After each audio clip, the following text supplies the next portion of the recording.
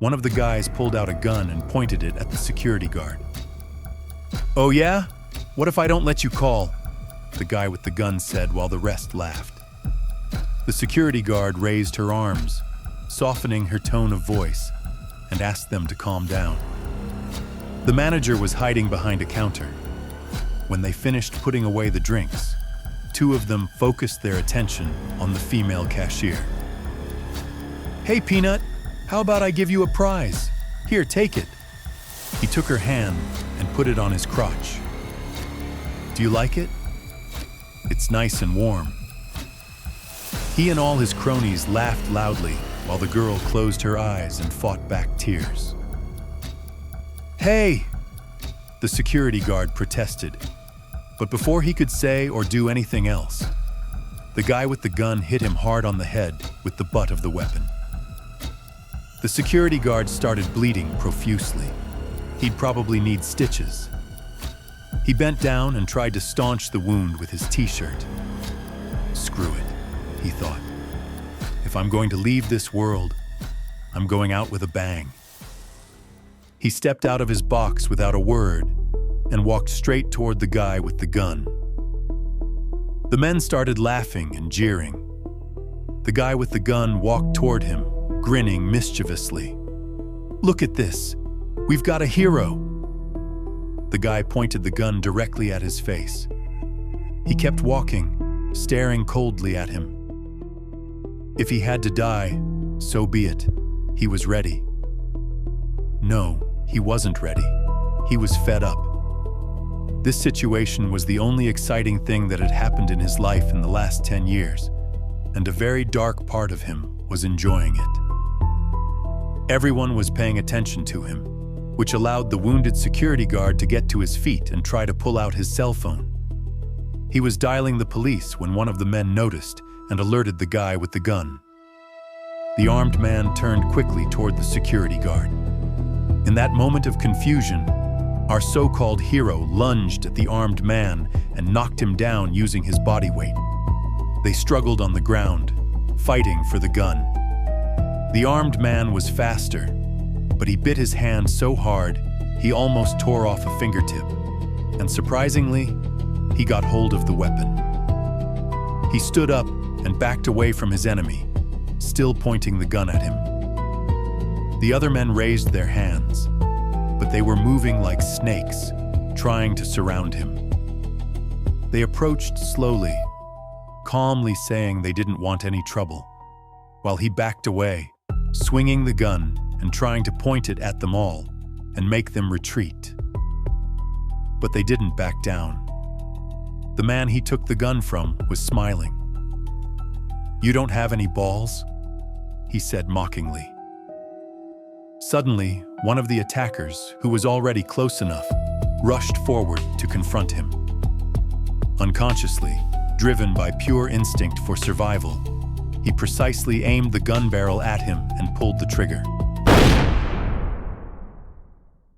First, a deafening noise, then a brief fear-filled silence, finally broken by a few stifled gasps. The men froze, their hands raised. The manager emerged from his hiding place.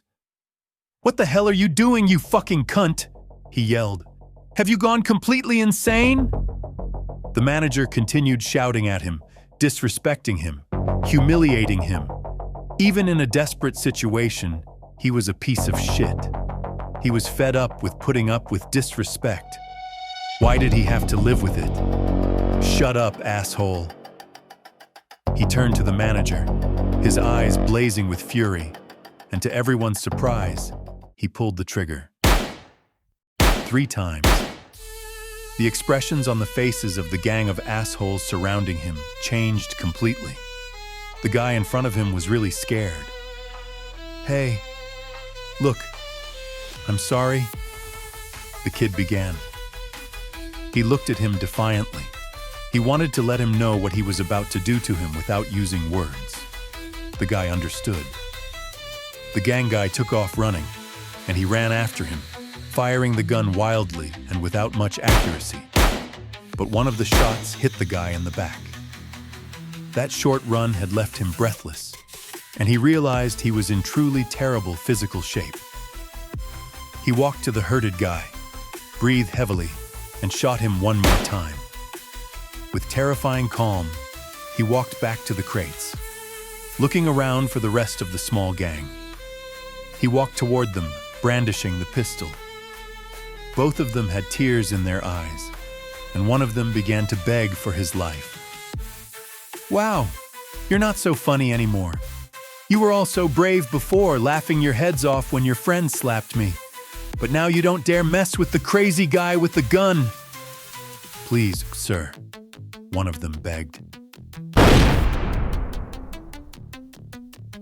"Excuse me, I interrupted you. Go on." A puddle of urine began to form on the boy's pants. He was trembling with fear. He heard the sound of police sirens getting closer. He looked behind him, but there was no sign of the security guard or his co-workers. The man stared at him like a lamb to the slaughter, saying nothing. "No, seriously," he continued. "Go on. And maybe you'll get out of here alive if you apologize and treat me with the kindness and respect I deserve as a human being." The boy knelt down. Tears streamed down his face and snot covered half his face. "I'm sorry. I'm really sorry. We didn't mean to hurt anyone. Please forgive me." He looked at him hard and then said, "Okay, stand up. You can go. But no running." The boy's face lit up as if he'd been given a second life, and moments after he started walking toward the exit, the gun was pointed at his back and killed him with a shot to the back of the head. He looked around. He took in the bodies, the blood, and all the chaos. He sighed and dropped the gun to the ground. He trudged over to his manager's lifeless body and rummaged through his pockets for his wallet. He took all the cash he could find and a pack of cigarettes. He sat down next to the body, and although he hadn't smoked since he was 20, he lit a cigarette. "I guess I'll have to stay for quite a while to clean all this up, won't I?" he said sarcastically as he looked at the corpse. "No pizza night for me today." He'd smoked half the cigarette when the police entered, but he felt good. He was arrested without resisting,